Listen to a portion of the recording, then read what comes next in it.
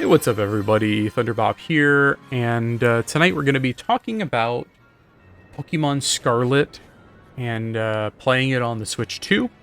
If you've been watching the channel, I recently got a Switch 2, and with limited library of Switch 2 titles, it has really encouraged me to go back and play some of the older Switch games that I had not finished or I missed out the first time around. The games that I have been playing most is Pokemon Scarlet, which I had only played briefly on the original system, but the terrible performance turned me off from that game. Now on the Switch 2, this game both looks much better and runs much smoother. And I put in quite a few hours, and I beat the main story and mostly enjoyed my time.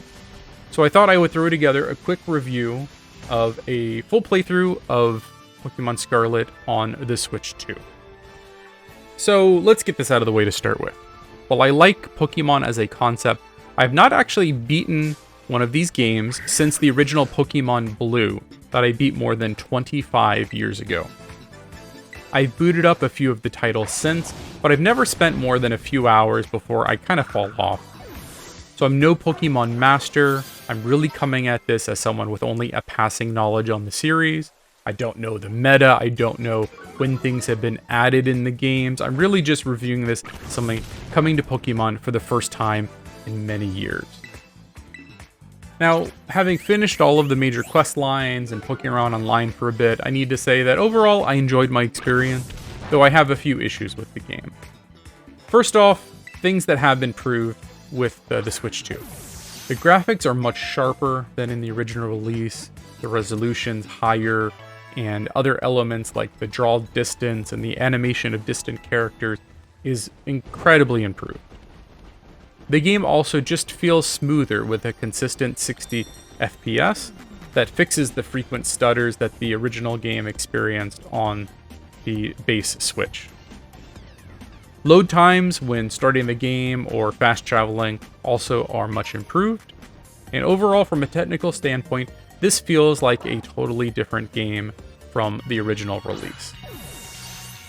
Now let's talk beyond the technical improvements and what I think about the game itself.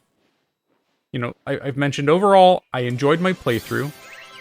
My understanding is that this is the first game with a truly open world, and I think it's kind of a mixed bag. I like that you can go anywhere and tackle things at your own pace and in whatever order you want, but the open world feels a bit empty. There are very few things to find or do in the open world beyond the main 3 quest lines. So when you start the game, you have like 20 markers on your map, and that appears to be everything to do in the game. You of course catch Pokemon and you find hidden random items, but during the entire playthrough, there are no side quests. There's no interesting sights in this big open world. And you know, I did like that early on you receive that special Pokemon, either Miraidon or Koraidon, depending on the version. And it helps you travel around the world and you receive further upgrades to allow you to jump higher and glide, walk on water, climb. I also have to mention, the map is terrible in this game. There are 2 layers, but for whatever reason, when you move from one to the other, it resets the orientation. It's also difficult to tell the proper pathway to move between areas, and eventually when I upgraded my Miraidon, I basically just moved straight to my next objective, just running and jumping and climbing and flying and just ignoring the terrain completely. But overall, I just think the open world is mostly underutilized. You know, the reasons I like open world games is that feeling of wonder and exploration, finding the next cool thing around the corner. You know, beyond finding some new Pokemon, he never once was surprised or excited about what was over the next mountain. You know, like, think about Skyrim. The fun of that game is literally just walking in the wilderness. When you're going from one city to a quest objective, you're gonna find 20 cool caves and chests and people to talk to and quests, and none of that is here. From the moment you step foot out of the starting area, every quest in the game is marked on your minimap. There is nothing to find and no reason to explore. And I also want to talk about the gameplay for a bit. The game can be very slow and repetitive. There are essentially 3 quest lines in the game. There's Victory Road, which has you challenging the 8 gym leaders and then the Elite 4. There's the Starfall Street, which has you fighting kind of like a stand-in for Team Rocket called Team Star. And then there's Path of Legends, which has you tracking down these Titan Pokemon to power up your Miraidon or Corridon to improve their capabilities. The problem is that each of these objectives, for each of these quest lines, send you on identical quests. For the gym leaders, you travel to the gym, you do a quick gym test that is usually some very simple, mindless minigame that takes little thought, and then you fight the gym leader. The setup is identical every single time. Beyond that, they waste so much of your time with very slowly and poorly written paced dialogue with no way to skip or speed up. And this is something you experience like 12 times just in the gym leader quest. And then you move on to the Starfall Street, and basically that has you traveling to these bases. And you challenge this subordinate to start the quest. And then you have a mini game where you have to defeat 30 Pokemon using this newly introduced auto-battling system. And it's literally just you pressing a single button to tell your top 3 Pokemon to go and auto-battle 30 Pokemon.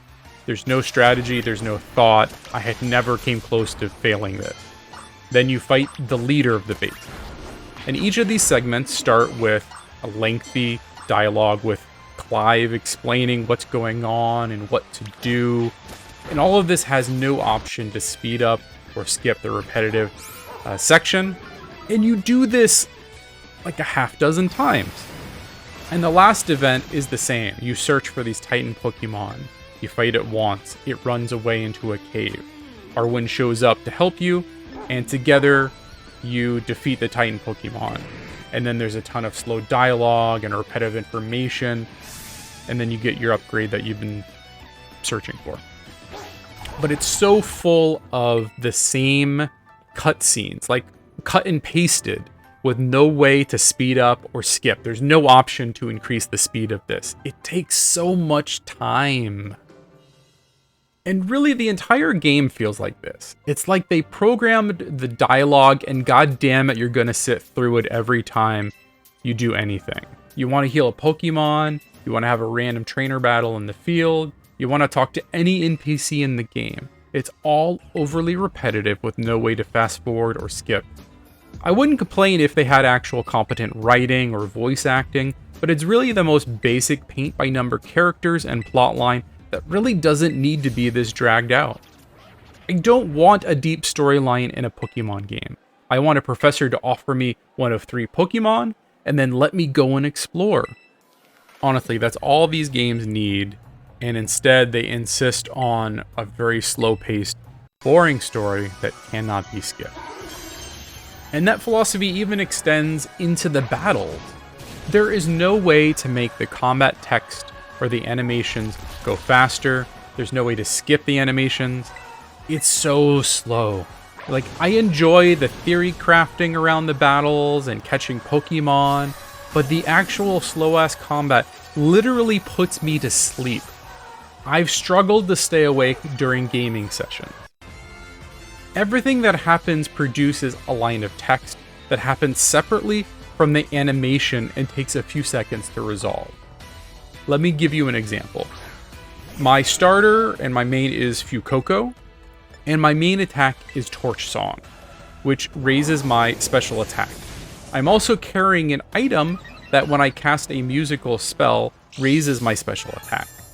So every first attack triggers both of these buffs, and it looks like this. So I cast my spell, 5 seconds later, I get a message that it was effective or not. 5 seconds later, the spell triggers the special attack increase animation. 5 seconds later, the text pops up saying you got a special attack increase. 5 seconds later, the item triggers and plays an animation. 5 seconds later, I get a text box saying my special attack has increased. This single turn can take 30 seconds, and often I've one-shot the opponent, but it still makes me sit through all of this animation and text. You should be able to skip this bullshit, or it should be just a line in a combat log somewhere.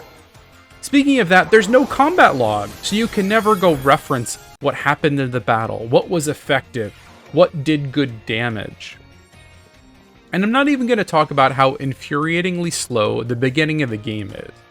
The game is based around entering a Pokemon school, and the first couple hours introduce you to so many classrooms and teachers, and every single one of them is slow and full of bad writing. I just want to go and catch some goddamn Pokemon. Why do I need to spend 2 hours of this bullshit before I can do it? I know how Pokemon works. And I feel like they wanted this to be like kind of a boarding school, Hogwarts kind of vibe, but it just doesn't work here.